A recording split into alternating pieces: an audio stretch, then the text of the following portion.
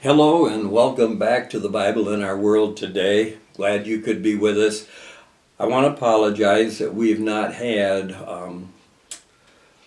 videos for the last couple of weeks. I was on vacation, it just didn't work to make one, and then I've had some other things have come up, and so for a couple of weeks we've not had the videos. I apologize for that, and hopefully we can kind of get back on track and continue with these.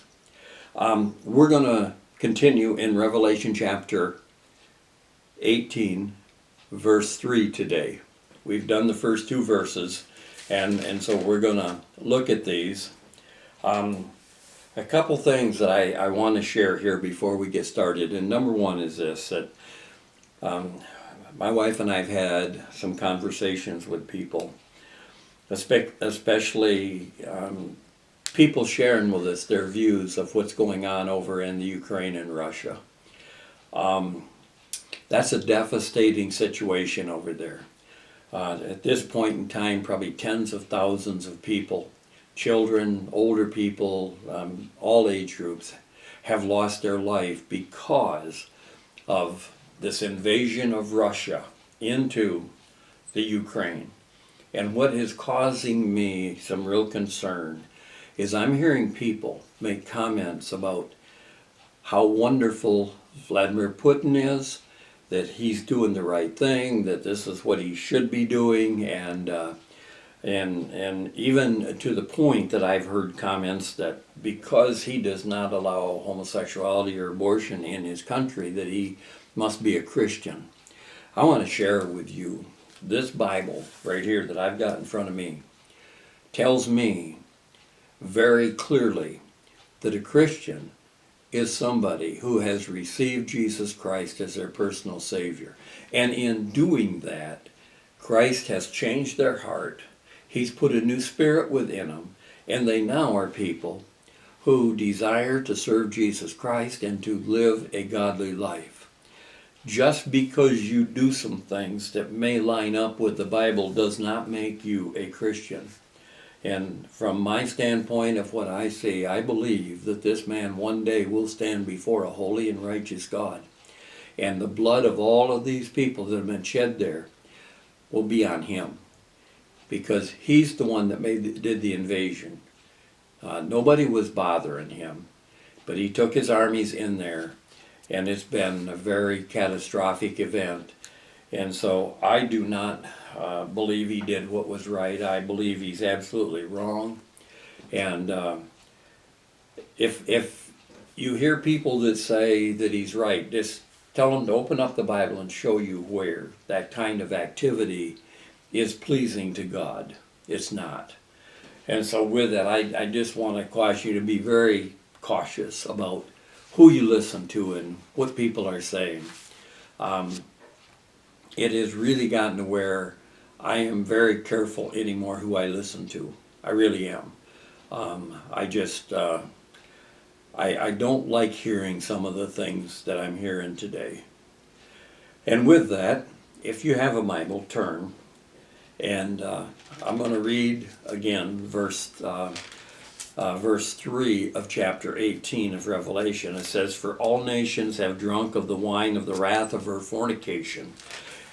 And the kings of the earth have committed fornication with her, and the merchants of the earth are waxed rich through the abundance of her delicacies." In other words, this is a picture of materialism. This is a picture of a world that is immersed in a one-world government and a one-world economic system. And it surprised me. I got a periodical this week. I've been getting this magazine for just years and years. And one of the articles that was listed on the cover of the magazine took my attention, and because this was the title of it, End Time Trinity, Material, Manufacturing, and Merchandise. I thought it would be perhaps Satan, the Antichrist, and the false prophet. That is the unholy trinity. But this article deals with materialism, with manufacturing, and with merchandising. And I thought, that's what we're talking about here, and in really, the truest sense, is what we're seeing in verse 3. And this article talked about how the world today is turning to more and more, turning away from God and turning to materialism, and certainly it is. We live in a world today that is just clamoring after things, for lack of a better term, for things. I'm just amazed at how many people are constantly on the internet purchasing stuff from Amazon. Not that Amazon's bad, but that the desire of humanity is for things that we can put our hands on, and wanting less and less to do with a holy and righteous God. I mean, even to the point today that our sports activities in our country have almost reached a point where we worship them. Look at the people that get immersed into the Super Bowl and into March Madness with the college basketball, and now the professional basketball playoffs, and it goes on and on. And we're living in a world that I believe is just turning more and more from God, and more turning to things. And that's what this article's about. And the article mentioned that in the area of manufacturing. I worked at GM for years, and there were men that would work 7 days a week, 12 hours a day, every day.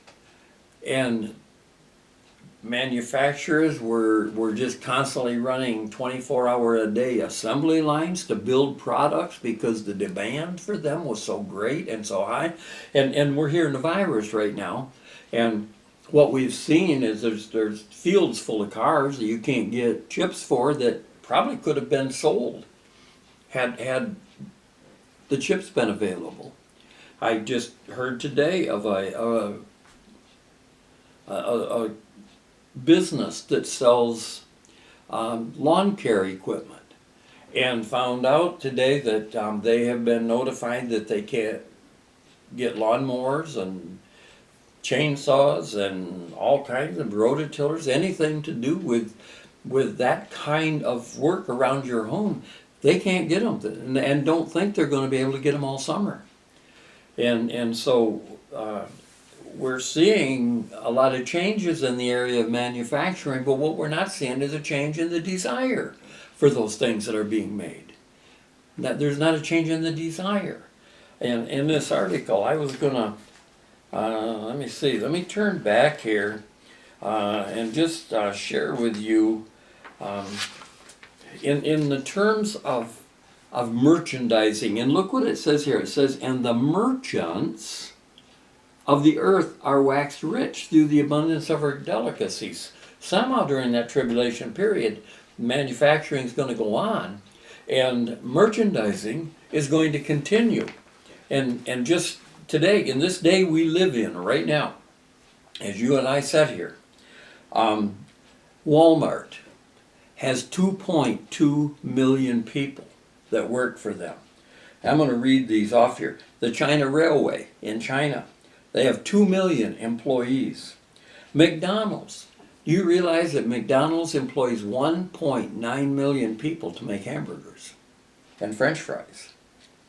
The China National Petroleum Corporation employs 1.6 million because there's such a demand for petroleum products. Amazon, that I mentioned, a huge merchandiser. And these people I'm talking about here, they're not making the product, they're simply selling the product. And Amazon has 1.5 million employees today, just to keep up with the general public's demand for things. Let me read just a paragraph, and then we're going to go back to Revelation chapter 18. It says this in this article: with the explosion of high-tech industry, dependence on God has substantially decreased merchandise has become the god of the end times. And they're not talking here about the Revelation period, but they're talking about the day we live in. And it'll be worse during the Revelation period, during this time we're talking about chapter 18 here. But they're absolutely right. Merchandise has taken the place of God in our society today. And during the tribulation period, when people take the mark of the beast in order to buy and sell and to purchase things, they will be sealed to Satan, and they will eventually stand at the white throne judgment and be cast into the lake of fire forever and ever, because they substituted God for things. And by taking the mark of the beast, they sealed themselves to Satan. And right now, the day we're living, the stage is being set today. It really is. We see a few of our churches growing, but we see a lot of them that are not. And I've been witness to the fact that, and watch people who have turned away from God and substituted Him for the things of the world. And what a tragedy. What a tragedy. Let me go back and read this one more time, and then we're going to look into it, and I don't even think we'll make it through this verse today. But I wanted to share some of these other things because we haven't been together for at least 2 weeks. For all nations have drunk of the wine of the wrath of her fornication, and the kings of the earth have committed fornication with her, and the merchants of the earth are waxed rich through the abundance of her delicacies. What we see here is that he says, for all nations have drunk of the wine of the wrath of her fornication, and the kings of the earth have committed fornication with her. In other words, during this tribulation period, excuse me, every nation and every king and all the people that they represent, who will, for the most part, take the mark of the beast, they have become drunk. And God puts it in these terms, of the wine of the wrath of her fornication, or the word fornication here means idolatry. And what happens is man begins to worship the merchandise rather than worship God. We see it today. It's happening in the world that we live in. Look back, if you've got a Bible, turn back to chapter 17, and I want to read verse 2 for you. And it says here, with whom the kings of the earth have committed fornication, again idolatry, and the inhabitants of the earth, that's all the people of the earth, have been made drunk with the wine of her fornication. And what we see there in that chapter is the false religious system of the world. So man has become drunk on false religion.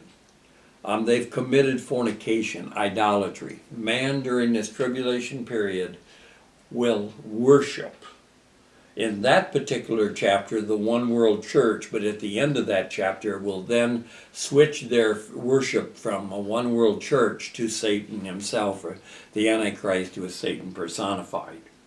And so the world is drunk on the false religion, and the world is also drunk, according to 18 chapter 3, Revelation 18 chapter 3, is also drunk on materialism, upon a one world political system, following the Antichrist just blindly wherever he leads, and being totally immersed in a world system that focuses on things, materialism, products. And so the world during that particular time period, as a world comes to an end, And we're looking here, this all takes place during that tribulation period, and it's recorded here just prior to Jesus coming back to this earth. We see here in Revelation chapter 18, verse 3, that the world will be completely and totally 100% seduced into materialism. It's not going. This will not be difficult to happen, because the world today is already steeped in materialism, as I've already said in a few minutes ago. There's the desire for more and more things, more things, more things. And here we see the world in this picture in chapter 18 that has completely and totally abandoned God and taken on the desire, the quest for materialism, for things, for items that they can hold and use and play with. That's what the world's going to be like. And it's not hard to see how that's going to happen. And I want to say this. All of this is an abomination to God. This is an abomination to a holy and righteous God. That I want to add here. It's an abomination to God who loves all of these people, loves everyone, and yet knows that he has to bring judgment against the satanic godlessness of the world because people have rejected him. It says that the kings of the earth have committed fornication with her. The kings of the earth have committed idolatry. The world leaders of all these nations have committed idolatry with a wicked, evil, godless system. Let me share with you that anything that replaces God in a person's life, I don't care what it is, sports, fun and games of whatever kind, money, fame, riches, materialism, all of these things will be present are present here in chapter 18. Any of it is idolatry. It is replacing God with something. And God said, I will have no other gods before me in the Old Testament. And so when man starts replacing God with anything, that is idolatry. And here in this tribulation period that we're talking about, the leaders of the world, these kings, and all the people that they rule are going to follow them. And they have committed fornication or idolatry because they have followed along with their worldly leaders. They followed the religious leaders, and in all of that they have replaced God with a worldwide system of commerce. A worldwide system of commerce. In God's eyes, this is idolatry and this is an abomination. I know you kind of repeat yourself doing it, but this is what God has said. And he says here, and by the way, this system is called the system of Babylon, or the Babylonian system. And at this point in time, that Babylonian system has corrupted the entire earth. All of humanity. Oh, there are some people that have turned to Jesus Christ, and there's people that are saved. But we're talking about the majority by far. And he says also in this verse that the merchants of the earth have waxed rich through the abundance of her delicacies. Let me just share a couple things here as we close this verse out. The word rendered abundance here in this passage means, in its most common term, power. Power. Merchants have received their power through this system. And the word that is rendered delicacies, that word occurs nowhere else in all of Scripture, or at least in all of the New Testament. And it means rudeness, insolence, pride. In this particular passage in verse 3, it means to revel, to riot. It means luxury. And in this particular word, it is rendered luxury. What these people are doing, they are reveling, they are rioting in their luxury of their lifestyle. Now I want to say there's going to be a lot of people suffering during the tribulation period. But there's going to be a lot of people, and God said it right here. Merchants. Do you realize that today we have all these people that I mentioned, Walmart and Amazon and all these, they're growing rich through the abundance or through the power of these, what God calls delicacies, these luxuries. They're very powerful people. They're very rich people. Money is no object to them except in the sense that they just continually want more of it and more of it and more of it. The merchants or the businessmen of this world are going to grow rich. They're going to grow powerful. And that is that Babylonian system. And they're going to enjoy a very luxurious lifestyle during this time. With all the suffering that you see in Revelation, they're still going to enjoy a luxurious lifestyle. And that's because of wealth and of power and of luxury, that the people of the world, because of that, will want nothing to do with God, just like today. They want nothing to do with God. I apologize. My phone just went off. I'm not going to start the video over because it went off. I should have had I was going to use this for some Bible reference and I didn't. With that, we got to close. We're out of time. I apologize for the phone. Yeah, that would be like preaching a message on Sunday morning, having your phone go off while you're doing it. But I want to emphasize this verse 3 and just close with the thoughts that I've already given you. Thank you for watching today. Thank you for being a part of this. And next week I'll have my phone off so that it doesn't go off and interrupt us. And I know some of you probably are laughing, but I'm not. This is embarrassing. We'll be right back here in another week with another video. And we'll keep going here. We'll start verse 4 next week. And I thank you for watching. May God just richly bless you. I appreciate you folks that watch. Lord bless you. Have a good week. And we'll see you back here in a week.